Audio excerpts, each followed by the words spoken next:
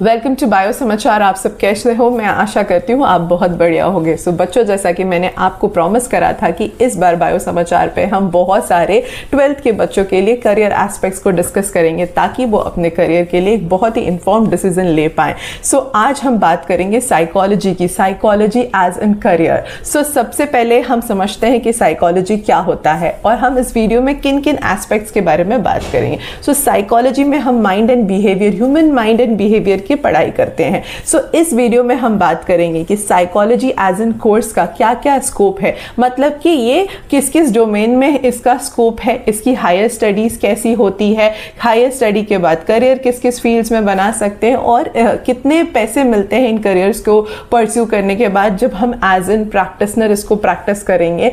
और इसका स्कोप क्या है, क्या इंडिया में ज़्यादा स्कोप है, बाहर ज़्यादा स्कोप है, ग्लोबल स्केल पे क्या स्कोप है और इंडिया में क्या स्कोप है। सो चलिए वीडियो को शुरू करते हैं। सो जैसा कि मैंने आपको बताया कि साइकोलॉजी के अंदर हम ह्यूमन माइंड एंड बिहेवियर की पढ़ाई करते हैं, ह्यूमन मेंटल हेल्थ की पढ़ाई करते हैं। सो मैं आपको बताती हूँ जो ह्यूमन बींग्स हैं वो सिर्फ एक जगह पे तो रहते नहीं हैं, उनको बीमारियां भी होती है, वो बाहर भी जाते हैं, वो जॉब भी करते हैं। सबसे पहले हम स्टार्ट करते हैं स्कूल से। सो हम स्कूल में जाते हैं, वहाँ पढ़ाई करते हैं। सो वहाँ भी कुछ प्रॉब्लम्स होती हैं हमारे ब्रेन के साथ कि हमको क्लास में फर्स्ट आना है, क्लास में सेकेंड आता है। सो मतलब इन शॉर्ट मैं आपको इसका एप्लीकेशन समझना चाह रही हूँ। तो साइकोलॉजी का मल्टीपल एस्पेक्ट्स है। सो पहला एस्पेक्ट जो है वो जो हम सबको समझ में आता है, दैट इज क्लिनिकल साइकोलॉजी, जहाँ पे आपको लगता है कि कोई इंसान को कोई क्लिनिकली डायग्नोज साइकोलॉजिकल डिजीज है, सो उसकी मदद करने के लिए क्लिनिकल साइकोलॉजिस्ट की मदद लगती है। तो एक तो हो गया फील्ड क्लिनिकल साइकोलॉजी।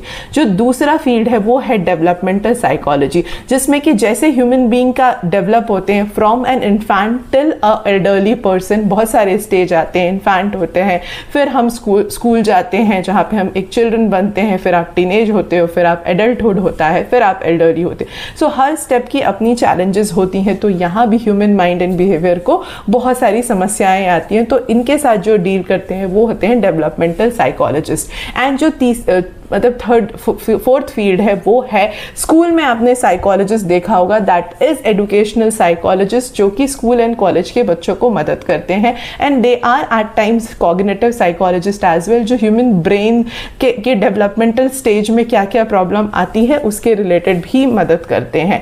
और कौन सी फील्ड में साइकोलॉजी का, so we psychology has application in industrial psychology as well, जहाँ की वर्किंग प्रोफेशनल को साइकोलॉजी मदद करता है। बायोलॉजिकल साइकोलॉजी, जहाँ की हम बायोलॉजिकल साइकोलॉजिस्ट में हम बहुत ज़्यादा human behaviour and role of brain, neurobiology related पढ़ाई करते हैं। सो मैंने आपको बताया कि सोशल इंटरेक्शन में साइकोलॉजी का स्कोप है, क्लिनिकल एस्पेक्ट में है, डेवलपमेंट में है, कॉग्निटिव में है, इंडस्ट्री में भी है। तो इन शॉर्ट अगर हम शुरू करें from a play school till a college till a industry till a corporate, एक साइकोलॉजिस्ट की वैकेंसी होती है। तो आप देखोगे स्कूल कॉलेजेस में तो साइकोलॉजिस्ट की वैकेंसी आती ही आती है, बिकॉज वहाँ पे ह्यूमन बींग्स का डेवलपमेंट हो रहा होता है, बहुत सारा लर्निंग होता है, तो वहाँ पे बहुत सारे चैलेंजेस आते हैं। इसके साथ साथ जब आप एक वर्किंग प्रोफेशनल बनते हो तो वहाँ इंडस्ट्री में भी, मतलब आपके ऑफिसेज में भी साइकोलॉजिस्ट होते हैं जो आपको किसी भी प्रॉब्लम से अगर आप जूझ रहे हो तो उससे निकलने में मदद करते हैं। इसके साथ साथ हॉस्पिटल में भी क्लिनिकल साइकोलॉजिस्ट होते हैं जो कि अगर आपको कोई साइकोलॉजिकल डिसऑर्डर है उसमें मदद करते हैं। इनके अलावा एक फील्ड होती है स्पेशल एजुकेशन में, अगर आपको कोई लर्निंग डिसेबिलिटी है सो वो उसमें स्पेशल एजुकेटर्स उसमें मदद करते हैं आपको। सो कुछ बच्चे बीए इन साइकोलॉजी करने के बाद स्पेशल एजुकेशन में भी स्पेशलाइजेशन या डिप्लोमा करते हैं ताकि वो आगे जाके स्पेशल एजुकेशन को एज एन करियर परस्यू कर पाए। सो जनरली जो ये स्पेशल एजुकेटर्स होते हैं वो स्कूल्स में होते हैं और प्रॉपर बैचलर्स डिग्री भी होती है स्पेशल एजुकेशन में। सो अब बात करते हैं साइकोलॉजी में कौन कौन सी डिग्रीज होती हैं। तो यहाँ पे बीए साइकोलॉजी भी होती है, बीएससी साइकोलॉजी भी होती है। सो डिफरेंस क्या है दोनों में, यहाँ पे भी बच्चे बहुत कंफ्यूज होते हैं, क्या हमें बीएससी करना चाहिए, क्या हमें बीए करना चाहिए। सो अगर आपको इसका बायोलॉजिकल या साइंटिफिक एस्पेक्ट साइकोलॉजी का पसंद है, जहाँ पे क्लिनिकल साइकोलॉजी आती है, डेवलपमेंटल साइकोलॉजी आती है, कॉग्निटिव साइकोलॉजी आती है तो आप बीएससी साइकोलॉजी करो।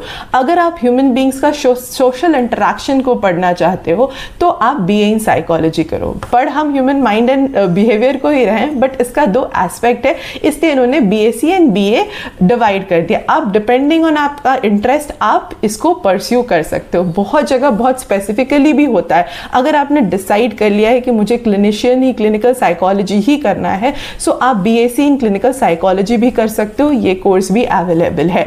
और अगर आप किसी भी फेज में, सपोज आपने बीए कर लिया साइकोलॉजी में, तो आप चाहते हो कि मैं स्पेशल एडुकेटर बनूं, सो आप डिप्लोमा करके कर सकते हो। और सिमिलरली अगर आपने बीएससी साइकोलॉजी कर लिया, सो और अगर उस टाइम आपने स्पेशलाइजेशन क्लिनिकल साइकोलॉजी में नहीं करा, तो आप आगे जाके पीजी कर सकते हो क्लिनिकल साइकोलॉजी में, या एमफिल कर सकते हो क्लिनिकल साइकोलॉजी में। सो इसकी हायर स्टडीज का स्कोप क्या है? सिमिलरली जैसे नॉर्मल बीएससी कोर्सेज में होता है, बीएससी या बीई के बाद एमएससी एमए कर सकते हो। अगर आप कॉलेज में पढ़ाना चाहते हो, एज इन साइकोलॉजी के बच्चों को पढ़ाना चाहते हो, सो आप यहाँ पे एमफिल कर सकते हो, पीएचडी कर